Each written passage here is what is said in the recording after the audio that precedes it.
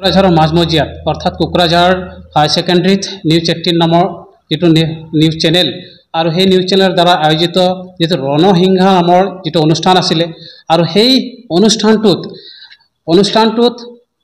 অনুষ্ঠানত ভাগ ল'বৰ কাৰণে বিভিন্ন দল সংগঠনক আমন্ত্ৰণ কৰিছিল আৰু দল সংগঠনৰ লগতে ছাত্ৰ সংগঠনসকলকো তাতে আমন্ত্ৰণ জনাইছিলে আৰু এই অনুষ্ঠানত আদিবাসী ছাত্ৰ সন্থা আমন্ত্ৰণ ৰক্ষা কৰিব গৈছিল। আমন্ত্ৰণ ৰক্ষা কৰাত আমাৰ যিটো সদৌ অসম আদিবাসী ছাত্ৰ সন্থাৰ মুখ্য উপদেষ্টা ষ্টিফেন লাকৰা মহাশয়ে সেই অনুষ্ঠানত অংশগ্ৰহণ কৰিছিল আৰু সেই অনুষ্ঠানত যিহেতুকে তৃতীয় পৰ্যায়ৰ লোকসভা নিৰ্বাচন কোকৰাঝাৰত অনুষ্ঠিত হ'বলৈ গৈ আছে আৰু সেই অনুষ্ঠানৰ প্ৰাক মুহূৰ্তত সেই অনুষ্ঠানটো ৰাখিছিল আৰু উপদেষ্টাগৰাকীয়ে আছাৰ মুখ্য উপদেষ্টা ষ্টিফেন লাকৰা দেৱে তেখেতে কোকৰাঝাৰৰ অৰ্থাৎ অসমৰ আদিবাসীসকলৰ ৰাজ্য প্ৰাপ্তিৰ কথা উত্থাপন কৰিছিলে। বিশেষকৈ আছাৰ জন্মলগ্নৰ পৰা যি আমাৰ আন্দোলন চলি আছে সেই আন্দোলনৰ দাবীসমূহ আছিলে অসমত বসবাস কৰা আদিবাসীসকলক জনজাতিকৰণ মৰ্যাদা প্ৰদান কৰা, চাহ শ্ৰমিকৰ দৈনিক মজুৰি বৃদ্ধি কৰা, ভূমিৰ অধিকাৰ প্ৰদান কৰা বা আমাৰ জাতিগত যিবিলাক সমস্যা আছে, জাতিগত প্ৰমাণপত্ৰ সমস্যা আছে, সেই সমস্যাবিলাক সেই ৰণসিংহা নামৰ যিটো অনুষ্ঠানটোত যেতিয়ালৈকে তেখেতে উপস্থাপন কৰিব যাওঁতে কেইজনমান UPPৰ নেতাকৰ্মীসকলে সেই কথাখিনিক তেখেতসকলৰ সহ্য নহ'লে, কাৰণ এই সহ্য নোহোৱা বিষয়টো আছিলে যে আমি সকলোৱে জানো যে আছাৰ প্ৰাক্তন সভাপতি শ্বহীদ বস্কো চাৰ্মাকদেৱ তেখেতক গুলীয়াই হত্যা কৰা হৈছিলে আৰু সেই শ্বহীদগৰাকীৰ ন্যায্য প্ৰাপ্তিৰ কাৰণে যেতিয়া নেকি উপদেষ্টাগৰাকীয়ে সেই অনুষ্ঠানটোত উপস্থাপন কৰিলে, ন্যায্য প্ৰাপ্তিৰ কথাটো উপস্থাপন কৰিলে, তেতিয়া হয়তো সেই হত্যাকাৰীয়ে UPPL দলৰ লগত যিহেতুকে UPPলৰ কেণ্ডিডেট তাতে আছে লোকসভা সমষ্টিত, গতিকে তেখেতৰ হৈ ভোট ভিক্ষা খুজিব যোৱা যি আততায়ী অৰ্থাৎ হত্যাকাৰীসকল UPPলৰ দলৰ লগত কাম কৰি আছে, সেই কথাকে উপদেষ্টাগৰাকীয়ে তাতে উপস্থাপন কৰিছিল। সেইটোত তেখেতসকলে হয়তো লাজ অনুভৱ কৰিছে আৰু এটা কথা কৈছিলে যে ABMCৰ যিজন সভাপতি আছিলে লাফিকুল ইছলাম তেখেতকো হত্যা কৰা হৈছিলে আৰু সেই দুয়োগৰাকী শ্বহীদৰ কথাটো মুখ্য উপদেষ্টাগৰাকীয়ে যেতিয়া নেকি তেওঁ ৰণসিংহা নামৰ অনুষ্ঠানটোত সেই কথাবিলাক উপস্থাপন কৰিলে, তেতিয়াই সেই হত্যাকাৰীসকলে আছাৰ উপদেষ্টা ষ্টিফেন লাকৰা দেৱক তেখেতসকলে শাৰীৰিকভাৱে যি উপদস্থ কৰিলে।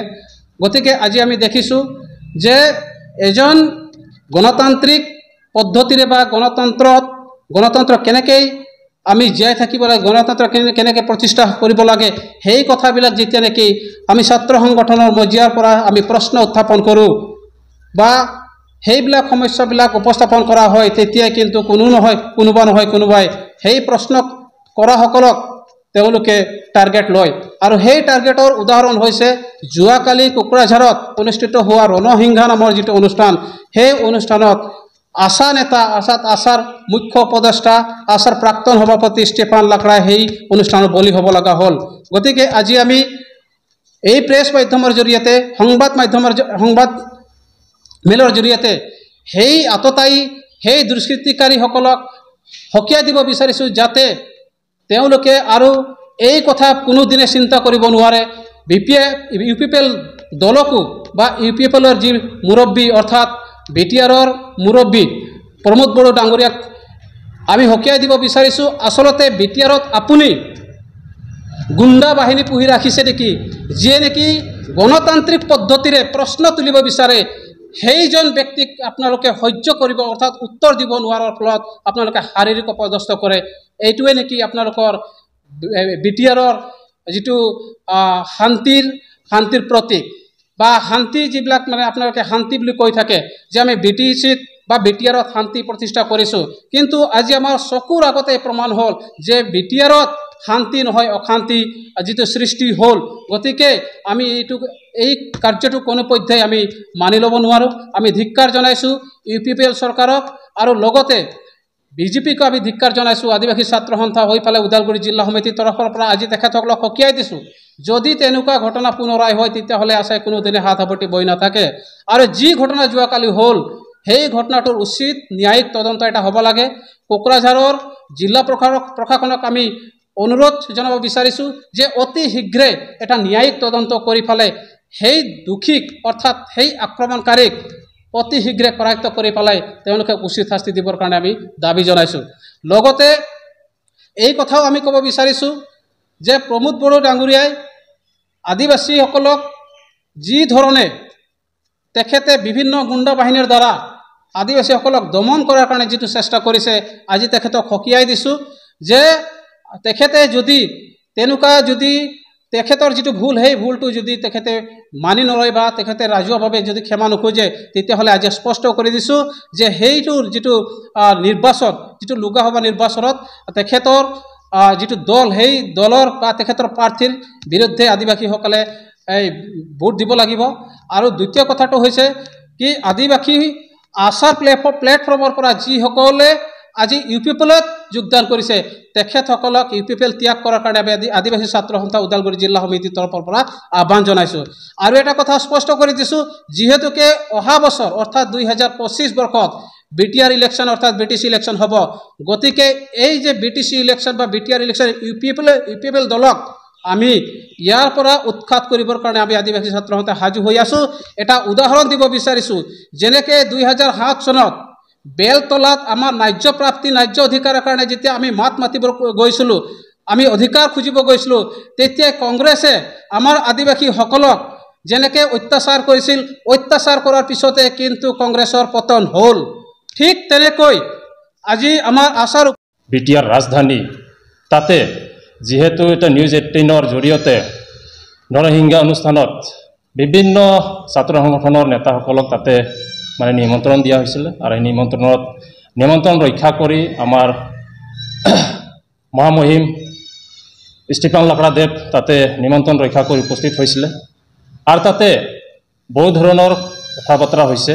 লগতে যিহেতু আদিবাসী সমস্যাক লৈ, আদিবাসীৰ কিছুমান ক্ষতিক লৈ তেওঁলোকে তাতে মতামত ৰাখিলে। আৰু সেই মতামতক লৈ আমাৰ BTRৰ যিহেতু আমি সন্মান কৰোঁ, UPPL বা BJPক আমি সন্মান কৰোঁ, আৰু তেখেতসকলৰ কিছুমান কৰ্মী UPPLৰ যে আমাৰ সন্মানীয় ষ্টিফেন লাকৰাক অপদস্থ কৰিছে, সেইটোক আমি খুব দুখ পাইছোঁ।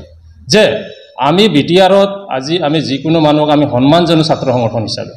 লগতে আমি অতিকৈ দুখ পাইছোঁ যে আজি UPPL দল হওক, BJP দলেই হওক, যে তেওঁলোকে যে শাৰীৰিকভাৱে অপদস্থ কৰিলে, যে আজি তেনেকুৱা অপদস্থ কোনে কৰে? সাধাৰণ মানুহে কৰে, গেলা খোৱা মানুহে কৰে। আজি UPPL দলৰ আজি হয়তো বহুত গুণী জ্ঞানী মানুহ আছে। তো গুণী জ্ঞানী মানুহবিলাকে যুক্তি তৰ্কত যদি নোৱাৰি, যদি হাতে দায়ে যদি লাগব খোজে, এইটোতো বৰ বেয়া দুখৰজনক কথা হৈছে। গতিকে আমি ধিক্কাৰ জনাইছোঁ UPPL দলৰ নেতাসকলক, UPPL দলৰ কৰ্মীসকলক, UPPLৰ চিফ সন্মানীয় প্ৰমোদ বড়ো ডাঙৰীয়াক মই ধিক্কাৰ জনাইছোঁ আমাৰ এই সংবাদ মেলৰ জৰিয়তে, যে তেখেতসকলে তেওঁলোকৰ কৰ্মীক তেওঁলোকে কণ্ট্ৰলত ৰাখক। যে আজি এই ঘটনাৰ পৰা বা এই পৰিৱেশৰ পৰা পৰিৱেশ যাতে অন্য পিনে নাযায়, তাৰ প্ৰতি আমি আহ্বান জনাইছোঁ। আমি সদায় আদিবাসী জনগোষ্ঠীয়ে আমি শান্তিপূৰ্ণভাৱে জীয়াই থাকিবলৈ বিচাৰোঁ। আৰু সাংবিধানিক হিচাপে আমাৰ অধিকাৰবিলাক আমি পাবলৈ আগবাঢ়ি গৈ আছোঁ। আৰু এই আদিবাসী জনগোষ্ঠীটোক আজি মহামহিম আমাৰ ষ্টিফেন লাকৰাদেৱে নেতৃত্ব দি আছে। আমাৰ জাতিটোক কোনো প্ৰকাৰে কিবা এটা ভাল দিশত উজ্জ্বল পথত লৈ যোৱাৰ কাৰণে চেষ্টা কৰিছে। আৰু তেখেতে আদিবাসী জনগোষ্ঠীৰ যিসকল মানে বিগত সময়ত ঘাত প্ৰতিঘাত ঘটত, আৰু আমাৰ প্ৰাক্তন স্বৰ্গীয় ভাস্কৰ চাৰ্মাকৰ ডাঙৰীয়াক যি মানে ষড়যন্ত্ৰভাৱে হত্যা কৰা হ'ল, গুলি কৰা হ'ল, সেই কথাক তেওঁ তাতে উপস্থাপন কৰিলে।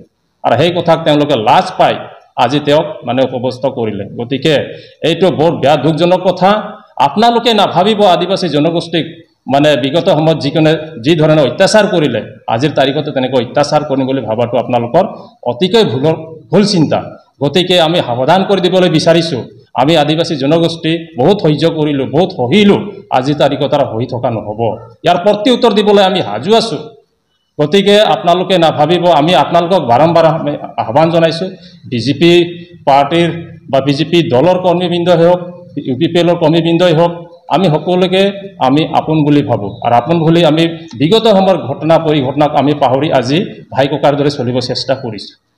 আৰু মই জনাব বিচাৰোঁ এই সংবাদৰ জৰিয়তে যে আপোনালোকে আপোনালোকৰ কৰ্মীবৃন্দসকলক আৰু মই কোকৰাঝাৰ জিলাৰ SP ডাঙৰীয়ালৈ বিনম্ৰ অনুৰোধ জনাইছোঁ যে যি অপযস্ত কৰা দুখীজনক আপোনালোকে উচিত কৰেক্ট কৰি উচিত শাস্তি দিবলৈ আমি আহ্বান জনাইছোঁ আদিবাসী ছাত্ৰৰ তৰফৰ পৰা।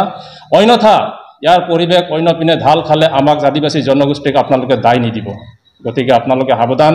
মই আহ্বান জনাইছোঁ, কাঠৰ অনুৰোধ জনাইছোঁ প্ৰশাসন বিষয়াক উচিত তদন্ত কৰি তেওঁক উচিত শাস্তি দিয়াৰ বাবে। লগতে এই সংবাদ মেলৰ জৰিয়তে মই পুনৰ ক'ব খোজোঁ যে আদিবাসী জনগোষ্ঠী অতি শান্তশিষ্ট আৰু মানে নিজৰটো ভগাই খাবলৈ জানে আৰু আনৰ কাঢ়ি ল'ব নাজানে। গতিকে আদিবাসী জনগোষ্ঠীক আৰু বেছি মানে অশান্তি দিয়াৰ চেষ্টা নকৰিব। অনাগত দিনত এনেকৈ চেষ্টা নকৰিব। অনাগত দিনত যাতে এনেকুৱা নকৰে তাৰ কাৰণে আমি আহ্বান জনাইছোঁ। এই আহ্বানটো আপোনালোকে ভাবি নল'ব যে আমাৰ দুৰ্বলতা বুলি কেনে। এই আহ্বান আমি কৰিবলৈ খুব চেষ্টা কৰোঁ আৰু আমি সকলো সদায় আমি নম্ৰ হৈ থাকিব বিচাৰোঁ যে এইটো নহয় যে আমি বহুত ধৰণক আমাক অত্যাচাৰ কৰা হ'লে আমি সহি আছোঁ আৰু এই সহি থকা এদিন এনেকুৱা ধৰণে বিস্ফোৰণ হ'ব। গতিকে তেতিয়া আপোনালোকৰ বহুত ক্ষতি হ'ব আৰু আমি কাৰো ক্ষতি হোৱাটো নিবিচাৰোঁ। গতিকে এই ঘটনাক মই তীব্ৰ ভাষাৰে গৰিহণা জনাইছোঁ আৰু এই মন্তব্য আৰু তেওঁ উচিত তদন্ত কৰি তেওঁ দোষীজনক উচিত শাস্তি দিয়ে যেন বুলি আহ্বান জনাইছোঁ। ধন্যবাদ।